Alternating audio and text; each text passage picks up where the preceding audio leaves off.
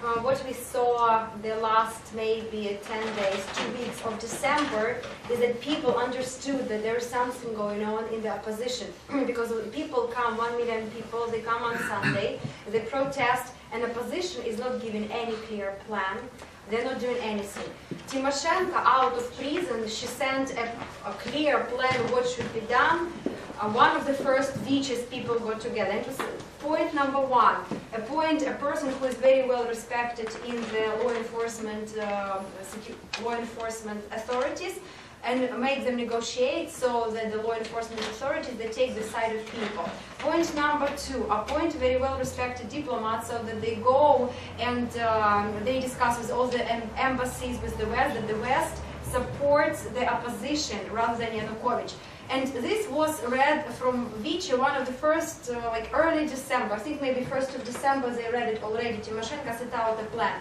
But opposition did nothing. And that's why the last 2 weeks of December, people were very desperate. They understood that something is going on. Either opposition reached already agreement with Yanukovych, or something was done. Something was agreed between them because they did not set out the plans.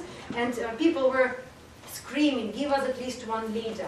Who will give guarantees to the law enforcement securities? Because it should be either Klitschko or Yatsenyuk who say to all the полковники, colonels, to all the police guys, if you take the side of people, we guarantee, we give you personal guarantees that you will not be persecuted, etc. Then the guy who will fly and talk to Angela Merkel and say, look, you will know who will be the next president, whom to speak to. And they did not do that because, from what we understand, they all have different sponsors. Unfortunately, that is the case. Ukraine does not have true opposition. All of the current leaders, they are sponsored by the majority of the oligarchs. I don't think that I'm saying anything secret, but Klitschko is sponsored by Mr. Фирташ and Mr. Levachkin.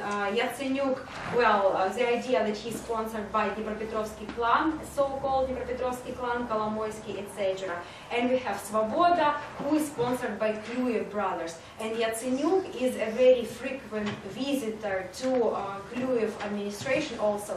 And so he regularly goes and visits Клюев. So there is no true.